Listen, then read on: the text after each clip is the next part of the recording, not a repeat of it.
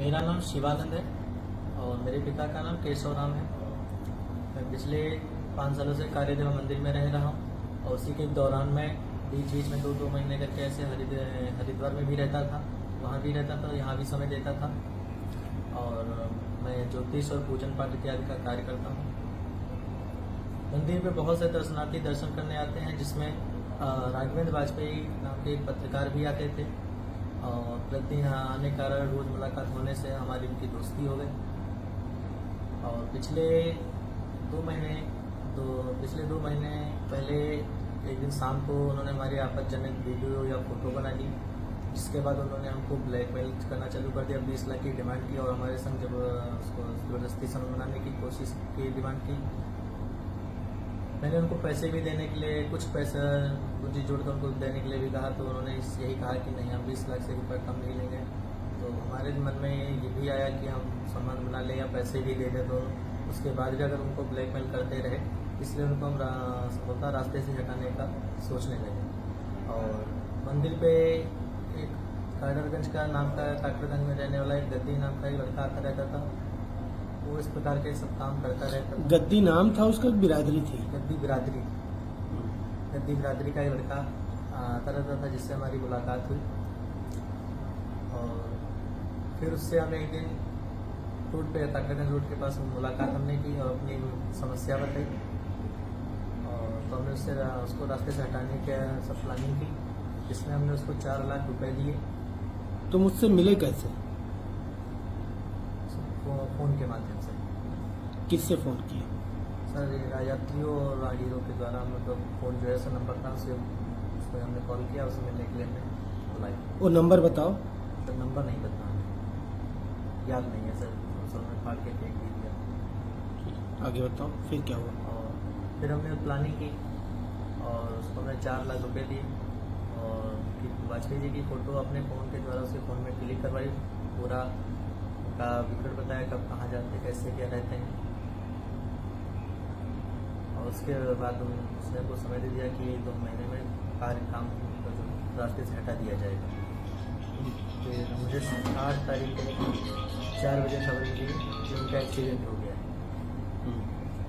थोड़ी देर बाद मुझे खबर मिलती है कि उनको फायर करके मार दिया जाता है। ये कौन बताता है कि फायर करके मार दिया गया है? अमित मिश्रा, जो कि कारीपाका के रहने वाले। फिर उसके बाद क्या किए? उसके बाद हमको शाम को सर सीतापुर जाना था एक मित्र के साथ और कुछ कपड़े ही उसको खरीदवाने थे।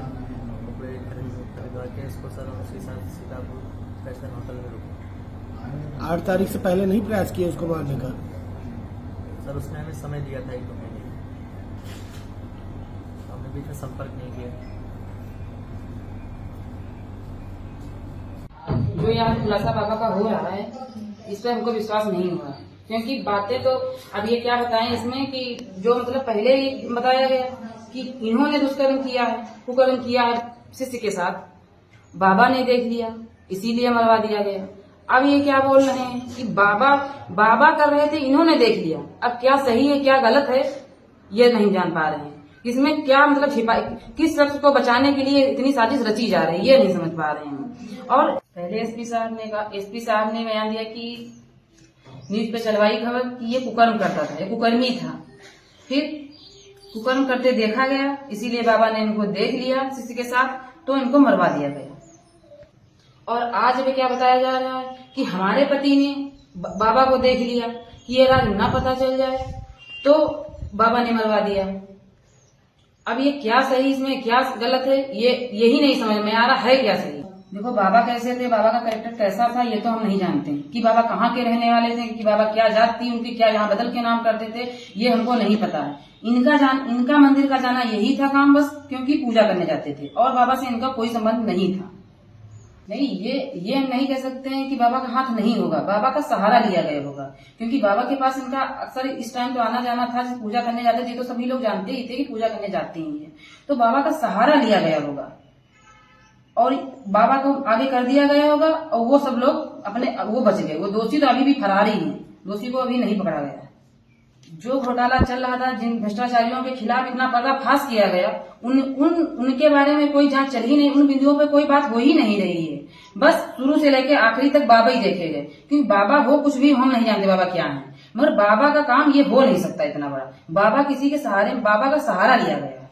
जब बाबा पर खोलना था तो पहले एक कहानी बनाई गई, अब ये दूसरी आज कहानी बन के तैयार हो गई। 34 दिन क्यों लगाए गए थे? उसी दिन खोल देना था जब बाबा के पास सारे साक्षी थे। और जो साक्षी जो वीडियो बता रहे हैं देखी गई, वो वीडियो हमको दिखाई जाए। जो बता रहे हैं कि इन्होंने देख लिया, उसकी वीडियो हमको दिखाई जाए। पहले कल तो इन सब लोगों ने बोला, इन्हीं आए थे सब पुलिस वाले, वो बोले कि इनके मोबाइल में कोई साक्षी नहीं है और बाबा के मोबाइल में साक्षी है। आज बोल रहे हैं कि इनके मोबाइल में साक्षी मिले। रोज बस एक नई कहानी बनाई जा रही, जिन बिंदुओं पे जांच होनी चाहिए उसकी जांच अभी भी नहीं हो रही है। इस खुलासे से हमको विश्वास नहीं हो रहा है। हम माननीय मुख्यमंत्री जी से यही अनुरोध करेंगे कि हम इसकी सीबीआई जांच होनी चाहिए और कुछ नहीं। पुलिस जो खुलासा करे उस पर हमको विश्वास नहीं है, क्योंकि पहले तो कुकर्म करते इनको बताया गया कि कुकर्म ये कर रहे थे।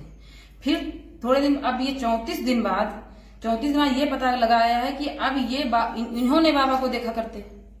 तो इसमें सही क्या है क्या गलत है यही नहीं जान पा रहे हैं। क्या पुलिस बता रही, कहीं बता रही इनको कुकर्मी, कहीं बता रही कि बाबा कुकर्मी थे, फिर बता रहे हैं कि 20 लाख रुपये मांग रहे थे। तो इसमें क्या सच है यही नहीं जान पा रहे हैं। और हमको बस हम यही हैं कि हम माननीय मुख्यमंत्री से जाएंगे, उन्हीं के पास बात होगी और हम उन्हीं से निवेदन करेंगे, हमें इसकी सीबीआई जांच होनी चाहिए और कुछ नहीं। यहाँ की पुलिस पे हमको भरोसा नहीं है।